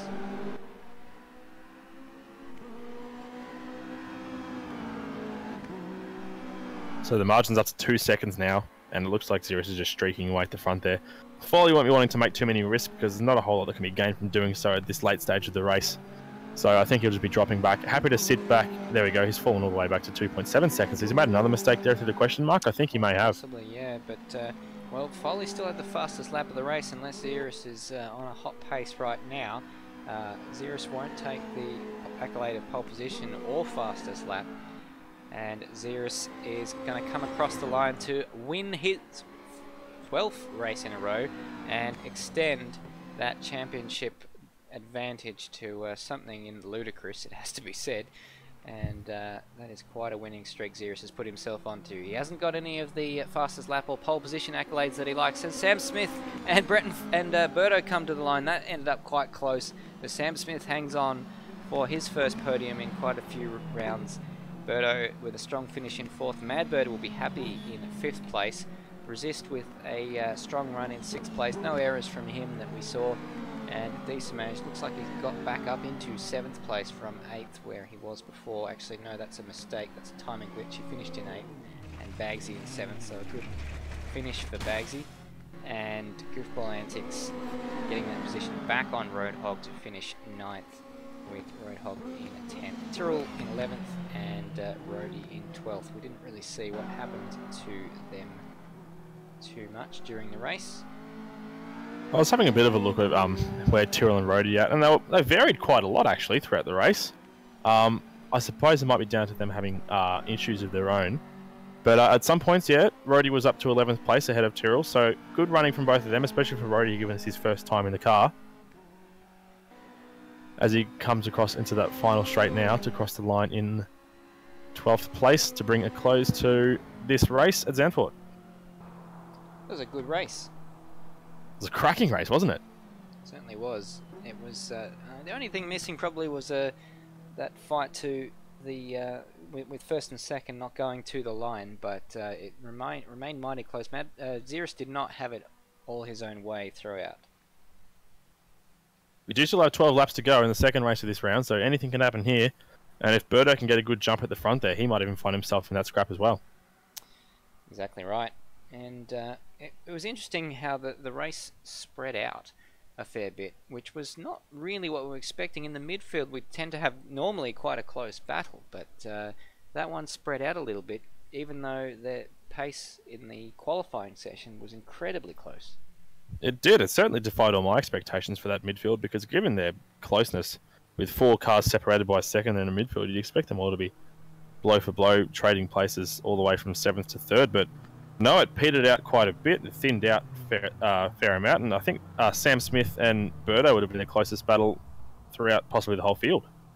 I've got to offer my apologies to Nether, because it doesn't appear as though he's taken the start. So I'm wondering whether technical issues from Nether was what forced that restart at the start. And unfortunately, he was unable to take the start by the looks of it, because he's not showing up on our timing screens at all.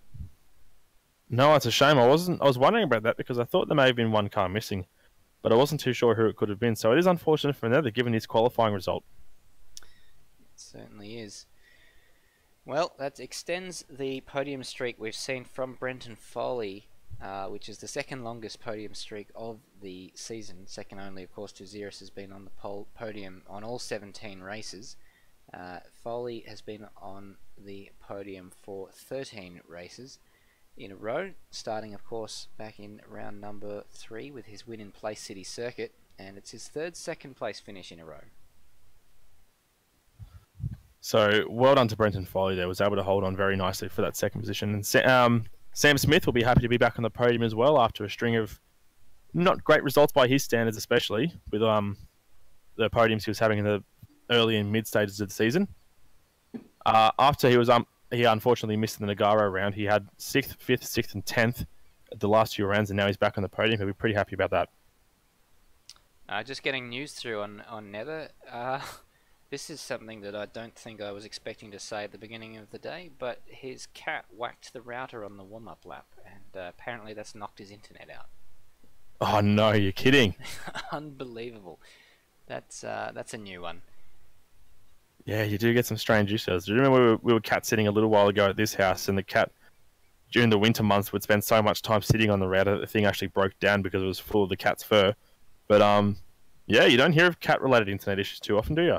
You certainly don't. I think the only thing close to that I can remember is one of the races getting red flagged due to Madbird's girlfriend knocking the router with the vacuum cleaner, and they were actually the server was being hosted by Xerus, who lives with them, and unfortunately the whole thing went down. So, but the cat's a new one.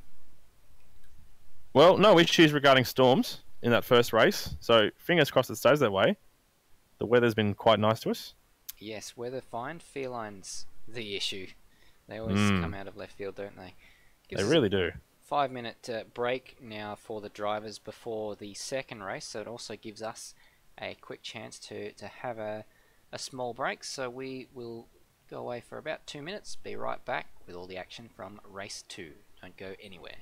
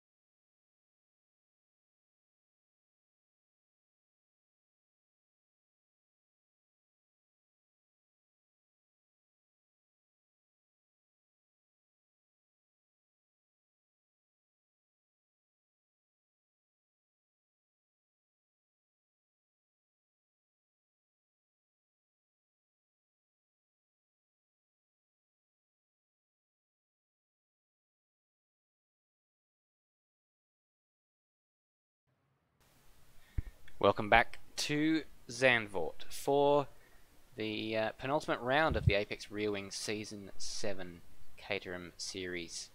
It's been quite a good series of well, laps that we've had in the first race. It was difficult to know really where to focus because we had battles up and down the field, Matty. We really did. The battles were quite varied, and Sam Smith and Berto was the battle to watch for the most part because they were having a grand old ding-dong battle in the mid-stage of the race, all the way from the question mark to turn 3 at one point, and they were just side by side, and no one knew who was going to go up first. So, cracking track for it, I reckon.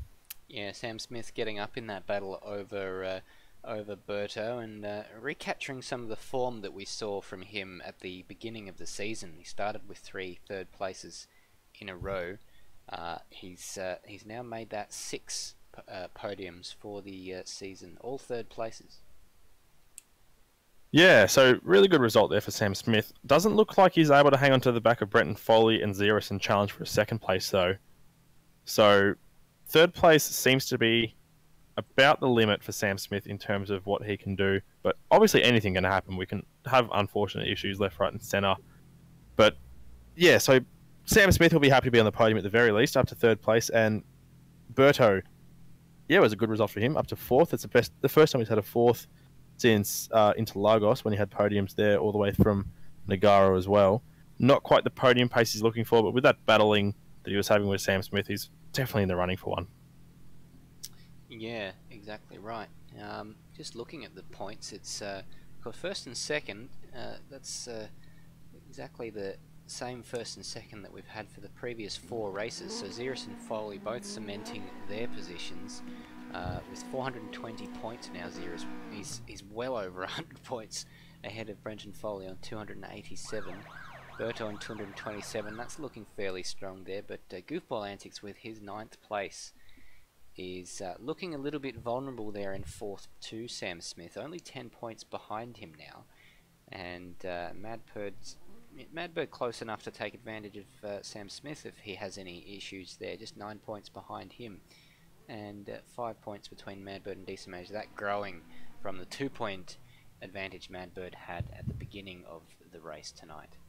Yeah, an unfortunate incident for Decimage there, who had a spin and hit the wall, as we did see in the last race, dropped him right down to 8th place, and the beneficiaries of that were Resist and Bagsy, who finished in 6th and 7th respectively. Resist is on 135 points at the moment, just a smidge ahead of Bagsy, who's on 123. There could be a little bit of moving and shaking in that part of the championship table towards the last stages of the season. Certainly, that's all quite close, that battle right through from 4th place down to 8th. So look forward to seeing how that one plays out over the course of the next 3 races to decide this season. So let's have a look at the grid as they go around on the formation lap for race 2. Xeris, the man, the myth, the legend, made his way up to 1st place yet again from 2nd place start last race, and he will start this race from pole position as a result. Brenton Foley, who got the pole position in that first race, will now be in 2nd as a result of that. Sam Smith made his way up to 3rd alongside Berto in 4th. Madbird is 5th. He had a pretty good result. Stayed steady in 5th from that first qualifying session, and Resist stayed 6th. Josh Bagsy was the biggest movement from that first race, who's made his way 3 spots up the grid and will now start from 7th. Decimage is 8th, like we said, after that incident where he was running in about 5th position. Goofball is 9th, wasn't able to make up, or did make 2 spots up actually after qualifying, so every little bit counts, and maybe he'll be looking to make some more spots up off the start when everyone's still bunched together, and hopefully he can get up in the mix of the midfield and maybe even the back of the podium. We'll have to see. Roadhog is 10th after losing 2 spots during that race. Tyrrell is 11th and Rody is 12th. And looks like Nether's rejoined us for this race, so we've got 13 back. Good to see that Nether's rejoined after his router issues. Hopefully that cat won't be causing too many more issues for him this race. Yeah, I imagine he might have well put the barrier up. Probably normally used to fence off his daughter, but maybe it might be used in this case to fence off the cats. Whether or not it's effective against felines, I'm not actually sure. Well, we'll have to keep an eye out on Nethers, because that qualifying result suggests that he'll be pretty speedy. So 13th place, I don't think is where he's going to be staying for the entirety of this race. But who's your prediction for the race 2 winner, Stacey? Well, I think Foley's got a chance. I think Foley has a definite chance. He showed through that first race that he's got enough. He just made a couple of critical errors, but this circuit brings you back into it. The straights are long enough. If you don't make too big of an error, the slipstream will bring you back into contention. So as long as he doesn't make little errors at critical points towards the back end of the race when you want to set yourself up for the win, he is in with the biggest chance. Ahead of behind Zirus, of course.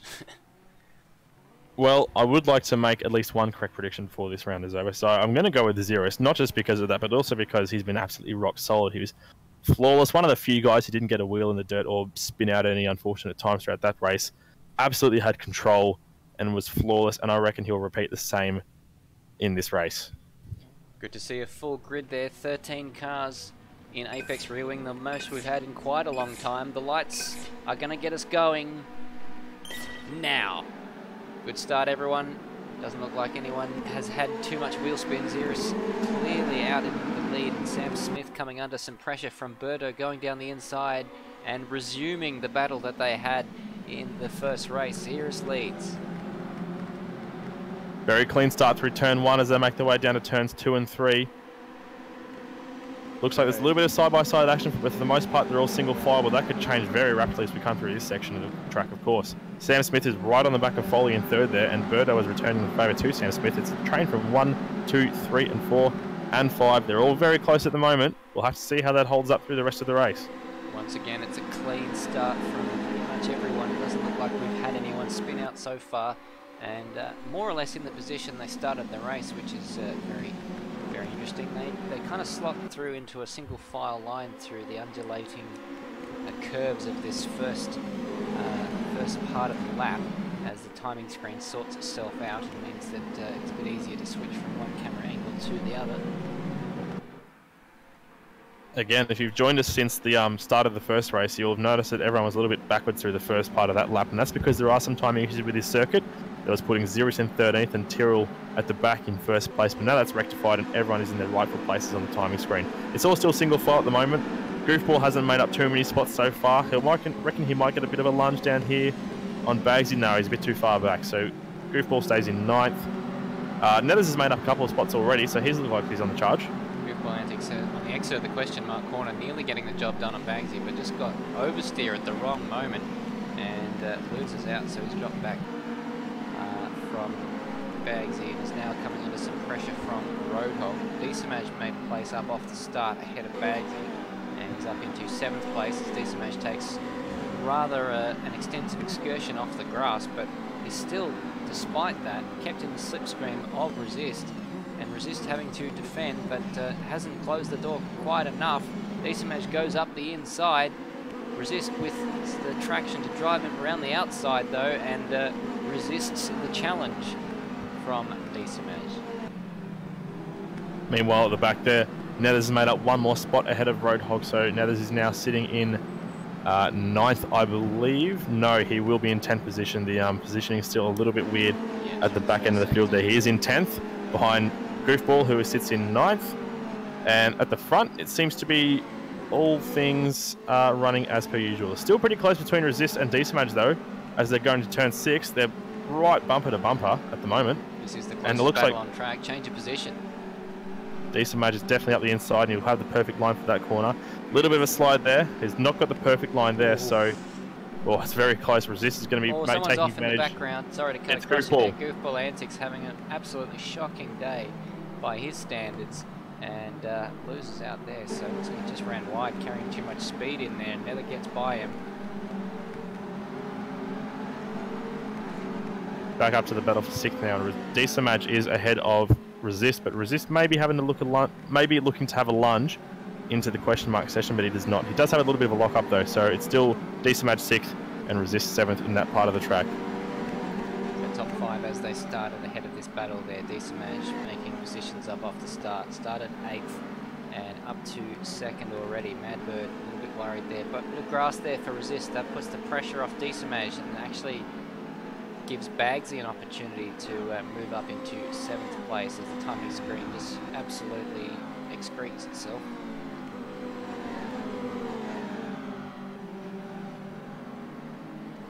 So Nevers is doing pretty well in 9th position at the moment, I think, but Goofball is having a lunge. Yep, down the inside at turn 1.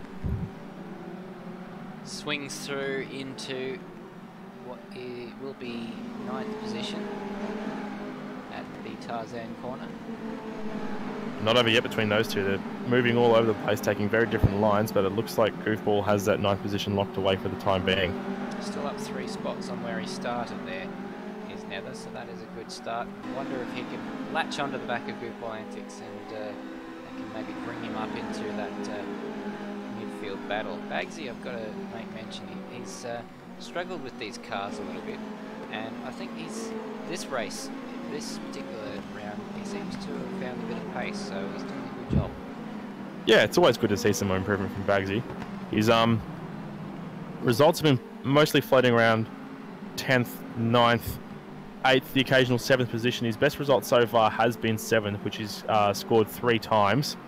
But given the closeness of the battle between Resist and Decimage ahead of him, I reckon he can almost challenge for 6th here, and even further, because Resist and Decimage will be slowing each other down with that battling. We'll have a bit of a lock-up ahead of them. But yeah, Decimage will stay ahead of Resist just for the time being, but Bagsy has latched right onto the back of those 3. He has, and I think Madbird will be liking that, because he seems to be able to run a decent pace out front. Said that Banksy's just had a bit of a lunge on Resist, which has sort of cost them both a little bit of ground to Decimage. He'll be wanting them all to engage in a battle and hold each other up. As Zero sets the fastest lap of the race, he's starting his business fairly early here, 50.2. That's faster than he did in any lap in the first race, as Bagsy goes down the inside at turn 1 on Resist. And Xeris is pulling well ahead now. He's currently almost 3 seconds ahead of Foley already, and Foley is only 6/10 ahead of Sam Smith. So look out for Sam Smith. He could be challenging for 2nd position here. Yeah, this race unfolding quite differently to the way race 1 did. So Foley must have made a couple of errors there, and that's, I mean, it's very, very early days to say it, but it's going to be very, very hard for Brenton Foley to claw himself back into contention for the win. So if he finds himself back fighting over position with Sam Smith, that's going to cost him even more time. He's just dipped a wheel in the dirt there, Brenton Foley has, so Sam Smith will be latched on the back, and he's very close through that section. There'll be a move done within the next 2 laps, I bet, if not more than one move. Oh, he's almost touched him there, actually. Oh, no, I think he's managed not to. It was mighty, mighty close. Foley just on the inside there, but Sam Smith is not going to need a second invitation. If the door is open, he'll be through that like a rat up a drain pipe. Oh, that's a bit of bump drafting. There's definitely contact there, I can tell you there. But I don't think Foley will mind too much. Just gives him a little bit more speed. Surprisingly, didn't go for a lunge there. I'm guessing Sam Smith is thinking there's less risky places around this track to go for that passing manoeuvre, because it is quite risky through that question mark section. The question is always whether to lunge there or whether not to, because it's a weird one. Depending on the line that both cars are taking, could have very varied results. To lunge or not to lunge. Well, I think if I was Sam Smith, what I think Sam Smith is doing here, at least what he was doing on the previous lap, was trying to edge clear of Birdo, because I think he wants to sort of to get him vulnerable on his own, because if he gets involved in the battle and they hold each other up, then Birdo will be there to capitalise. But I think he's playing the long game here. He's thinking strategically. Let's both work together, push clear, and then wait till the last lap or 2 of the race to make one move. That could very well be happening. It almost makes you wonder if they'll be discussing this in the voice chat at the moment, trying to stay together to avoid Birdo catching them. But at the same time, if you're in the running for a 2nd place and it's within your grasp, you almost certainly want to go for it, don't you? But they will know that will hurt their lap times, and that will cause Birdo to get right up on the back of them. He's already pretty close. He's been gaining quite a lot of ground on those 2, actually. So Birdo, currently in 4th place, could also be in the running for that podium battle there too. Yeah, the lap times the last time around, the fastest of these 3 was Sam Smith with a 51.2, Foley with a 51.5, and Birdo with a 51.4. So Sam Smith, just in that last lap, was very caught up to Birdo. Sam is probably wanting Foley to go a little bit quicker, because that's a big moment there for Foley. Gets it all crossed up down there at the question mark, And that is going to cost him the position, going to cost him both positions as Berto goes up the inside. No, he slots in behind, but that was a gift for Sam Smith. It certainly was there, and it looks like he's just run that wide again there, Brenton Foley, and he has gifted that position to Berto, who is now in third place. So he did well to stay out of trouble there as he went through the gravel in the question mark, but unfortunately he's dropped back to fourth. He is in the slipstream though, and I reckon he's going to get that third place back pretty soon. He's on the outside in the run into turn one, so not sure if it's going to happen here, but it's close. It is mighty close. Berto hanging on for now. Meanwhile, Madbird and Desamaj engaged in battle. Don't know whether Madbird made a mistake or Desamaj has found some pace, but this battle is hotting up over 5th and 6th place. These rivals, they've been attached to each other for the predominant majority of this season. So close in the points, and Madbird wanting to hold on to that advantage that he has. Desamaj wanting to get a few points back. Meanwhile, Brenton Foley and Berto are side by side through the first corner, through a number of corners. It's not the first corner, it's the third or fourth corner. They're still side by side. Foley just round the outside. He's the last of the late breakers. Great battling there, the great side-by-side action. It won't be the last you see between these ones either. Sam Smith is streaking away a little bit, but yeah, third and fourth there has always been a pretty good battle spot we found in these last two races. Meanwhile, Goofball Antics and Berto's and Bagsy, beg your pardon, having a great battle as well. It is an absolute 2x2, or a bit of contact there between them. It's a 2x2 Noah's Ark style of race. Grab your partner, around we go. Let's get ready for the next heel toe as they all come into the next corner. So Madbird is just ahead of Desamaj as well, and Desamaj will be stoked with where he is at the moment. That 8th place finish will have hampered his championship hopes there, well, his championship battle between Madbird's hopes. Oh, he's almost going to make contact. Oh, that's so very close into the question mark. He's right on his bumper. He's got the inside line. It's going to be side by side as we go to the final turn, but oh my goodness, that was almost too close for comfort. That was snorkels on stuff. I don't think Madbird would have been expecting that. That was a mighty old dive, and I don't think he's got his diving license. But you don't really need your diving license for snorkeling. But as Zero sets the fastest lap of the race at 50 flat, destroying the opposition in this race. He's extending that race-winning streak to 13 if nothing goes wrong. It's a 6.3 second advantage now over Sam Smith, who isn't streaking away from Sam Smith. From Brent Foley and Berto. Foley currently ahead in that battle of the final podium spot. The battle for 5th and 6th is definitely not over yet. They were very close to the first bend. I reckon Desamaj was having a very good look around the outside, though, is the question there. So wasn't able to get the move done, but he's still right behind him with a margin of about 0.2 as they're going towards turn 6. And you will be very close for the foreseeable future, I think, if not passing one another as they come up to the first sector split. Very nervous times indeed. Yeah, they certainly are. Madbird has shown throughout the season that he's been able to withstand pressure, which probably might have been one of his weaknesses in previous rounds, but it's something that I think he's addressed, and he's been able to stay ahead when he's been put under pressure throughout a number of occasions this season. But this is one of the biggest tests that he's had now that he's seeing that the championship is coming down to the crunch, and he is in with a chance of holding on to this position in the points. And it's his direct rival that's right behind him. He doesn't want to lose out on that battle. But on the other side of the coin there, Desamaj is very, very eager to get this position done. It'll be good for his confidence if he can overtake Madbird and get those few points back and just make it that little bit closer going into the final race. This is as close as we've seen it. They're almost bump drafting as they come out of the final corner down the straight. Madbird to the inside. Desamaj trying to go around the outside. He's lost the slipstream a bit. It's pretty much stalemate as they go down the straight. With Desamaj on the outside and Madbird just hugging the racing line. No way through. Meanwhile, there's a very tight scrap for second place here. Sam Smith is just past Brenton Foley, so Sam Smith is up to second place, but he's run wide there. Foley's got the inside line as they go through turn 3, as they make the run down to turn 6 through the left, section there, side by side. This is thrilling stuff. Who's going to go on top? We can't even tell at this stage. It's a very, very conducive to great racing, this circuit. A little bit of curb there on the inside for Sam Smith. I think that just cost him the tiniest little bit of top speed that many had to slot in behind Brenton Foley. So Brenton Foley, after fighting over that final spot on the podium, down to 4th at one stage, has fought his way back up into 2nd. And this just means more and more and more and more of a margin for Zirus at the front, who is now 7.8 seconds ahead. And he is not slowing down anytime soon as he comes towards the end of his 8th lap, which will be about 2/3 race distance. But Rhodey is also having a bit of a battle with Tyrrell on the back there. Good to see those two having a good scrap again.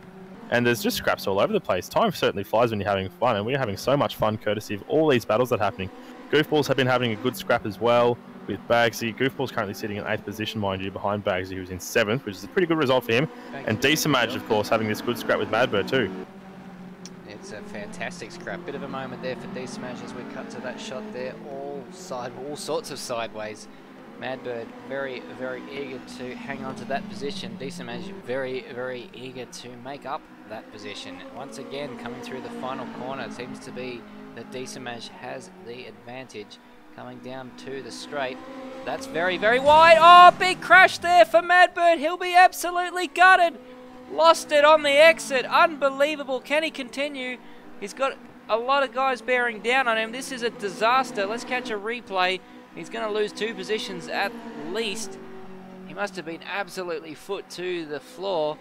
Got a little bit of grass. Decimage got more grass. It's surprising Madbird's the one who lost it. Yeah, very unfortunate moment there for Madbird as he drops right back. He's lost quite a big chunk off his front bumper there as well. He's currently sitting behind Roadhog, and he's not going to be very happy with himself. Decimage, on the other hand, I think he just moved up a place in the championship standings as a result of that. So we were speaking about it earlier. Hopefully we haven't imparted too much of a commentator's curse, but that's that battle over for the rest of the races, it seems. But speaking of battles, let's go back to 2nd place, where Brenton Foley is just narrowly ahead of Sam Smith, is right on the back bumper of him again. We'll wait for the timing screen to fix itself to get an idea of where Madbird is. Back into 9th, so that is going to reverse basically what the result of the first race was.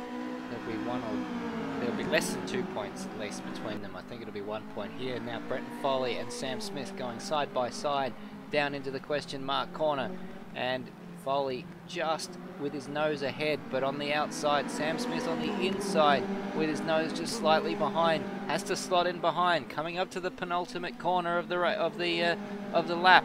Foley stays ahead. A little bit of a wiggle from Sam Smith. Is that going to cost him the crucial car lengths that he needs to be in the slipstream down this final straight? And Foley, for the time being, stays ahead. Great battling between these two, and it's certainly not over yet.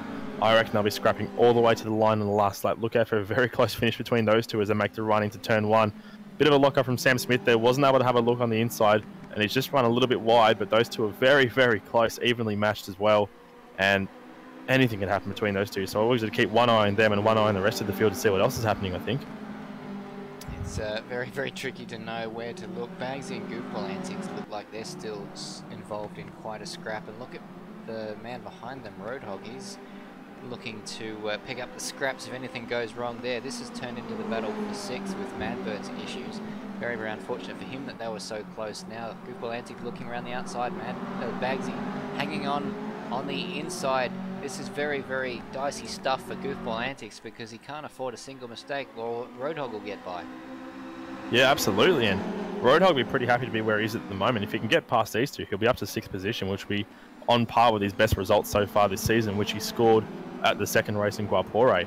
But at the moment, he's sitting in 8th, but it's still a very close battle pack, and Bagsy is leading the front in 6th, followed by Goofball there in 7th. But it's not over yet. That's there very, either. very wide there for Bagsy. He'll have to get out of the throttle there. So close to losing it there. On the grass, bit of contact there. Bagsy lost it. They're absolutely 3 wide. This is what Roadhog was hoping for, but he's going to lose out again. He was on the outside with his nose ahead. He's going to end up behind both of them again. That's how close this sort of racing is. Unbelievable stuff. Goofball is the beneficiary of that situation. He's up to 6th now, but Roadhog's having a lunge past Bagsy into the question mark. Is he going to be able to do anything there? No, he's not. So it stays as is. That's a big corner cut from Bagsy. I don't think that'll stand if he makes a position off that. He doesn't make a position. He stays where he is, but that's a very, very, very big corner cut. I think he was avoiding contact, if anything. Probably that was the only place he had an option to go when he saw that he was approaching that corner at a rate of knots not conducive to stopping.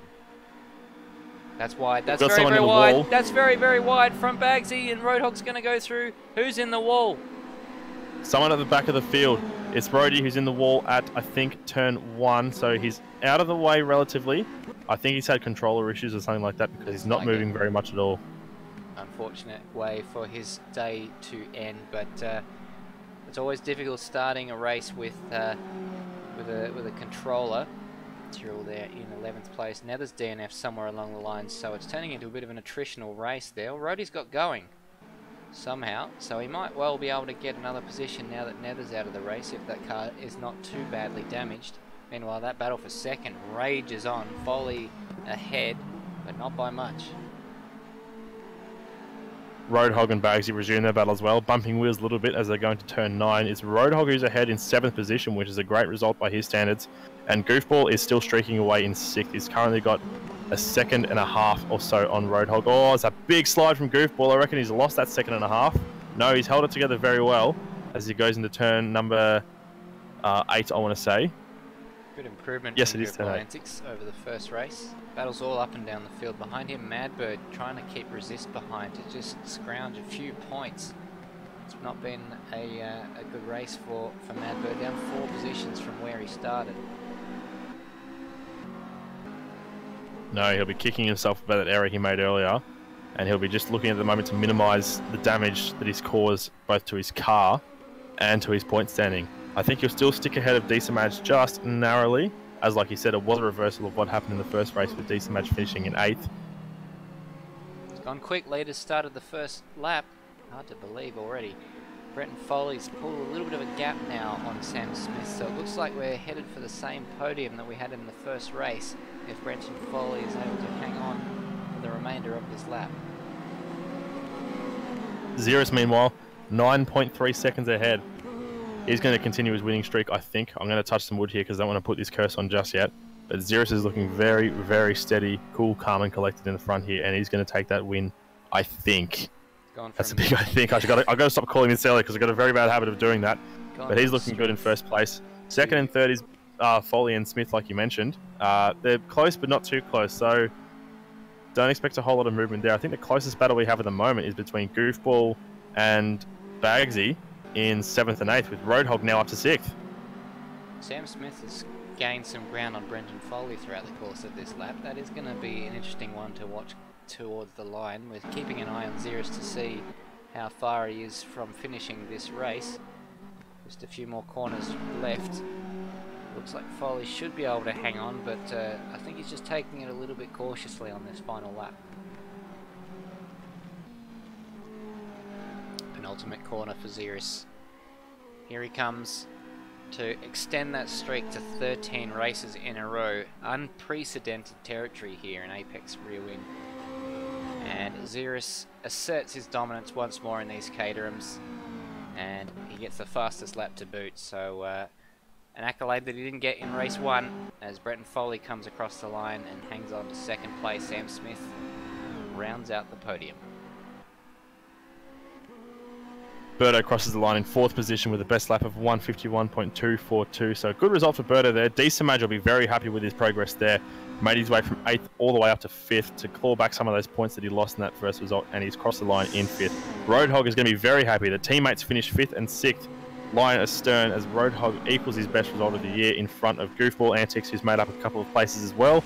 He'll be happy to salvage some points there, and Bagsy, who finishes 8th. It's a close battle for 9th and 10th, though. I think Madbird just got him. Yeah, I think so. That was very, very close. I think he'll be happy in his effort of damage limitation that he was able to keep Resist behind, but that's going to go to the final round, his battle with Decimage. And basically whoever gets the better series of races next week is going to win that battle. Tyrrell in 11th, and Rody up there for some points ahead of Nether, who failed to finish. Yeah, when Rody comes around to finish this race, he will be 1 lap behind. But at the same time, if you do finish this race, you do score points, as it does use the MotoGP point system, which places points all the way down to 15th. He does have a bit of damage though, Rody. Tyrrell is now on the final straight, and he'll cross the line to take 11th place. And we are just waiting for Rody to go around the final corner now, as he has a little bit of lag, but he will cross the line 1 lap behind, having completed 11 laps. In 12th position, the final of the runners, with Nethers having DNF'd unfortunately, given his qualifying result and his result in race 1.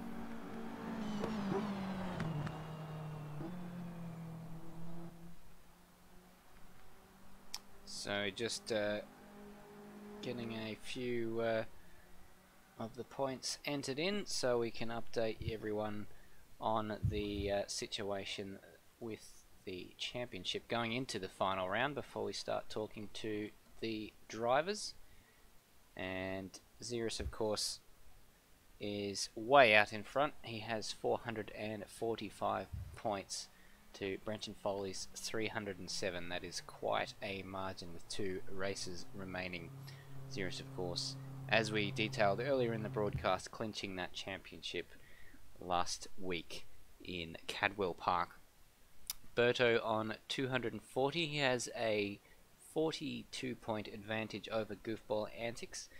So that is third place is technically still up for grabs. Brenton Foley has secured second in the championship. He cannot be passed by Berto, and of course by Xeris clinching the championship last week, he cannot go up into first. So Foley is going to be second regardless of what happens next week. Berto has nonetheless gained an advantage on Goofball Antics with his 2 fourth places today. Not the podiums that he's been used to getting in the last few rounds, but still decent points hauls. Goofball Antics with basically a recovery effort today after the technical issues that he had in practice.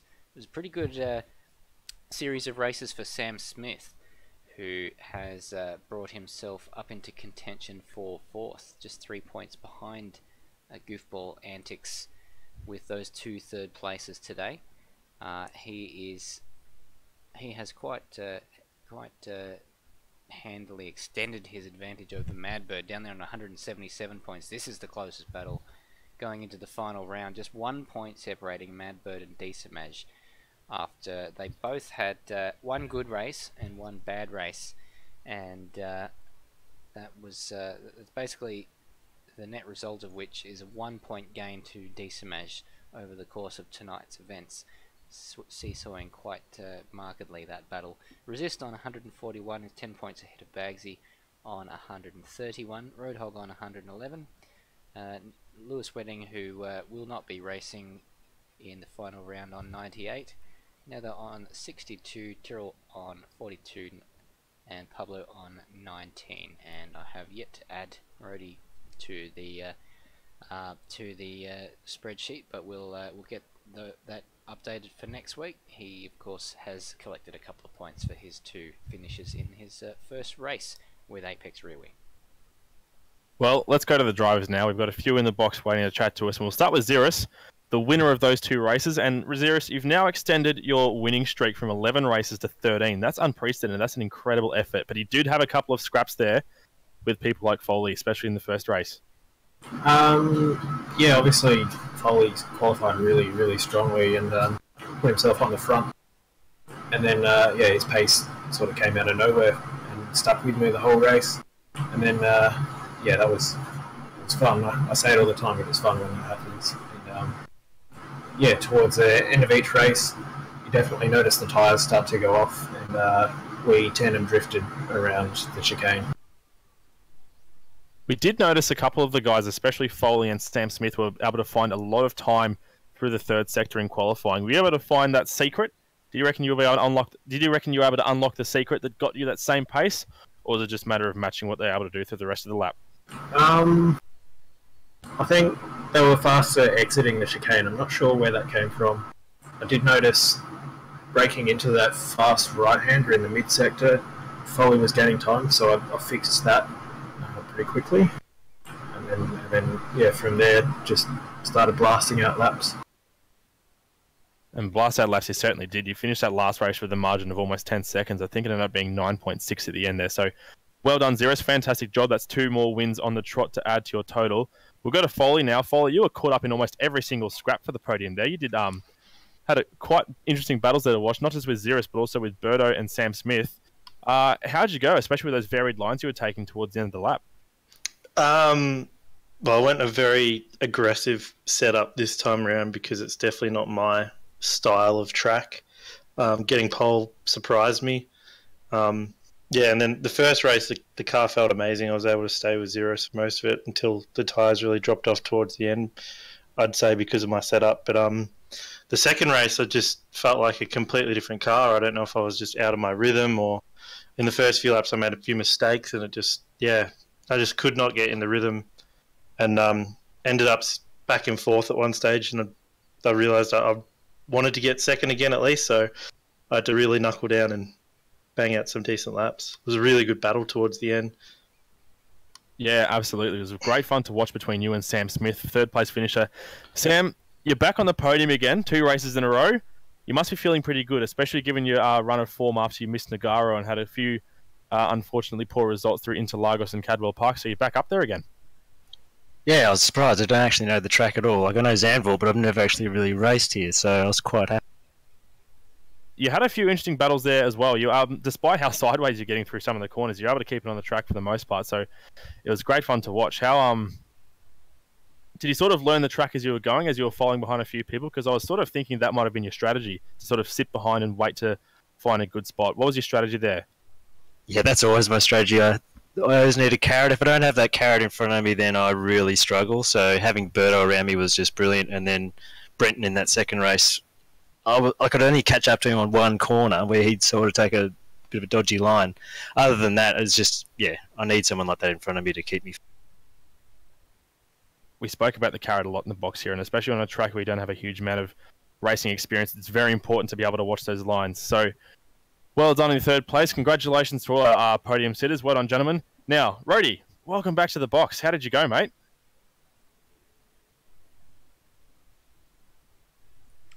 Sorry, I didn't realise I was going to be spoken to. I was expecting that. I was going to say it's definitely easier spending a night in the box than a night in the car.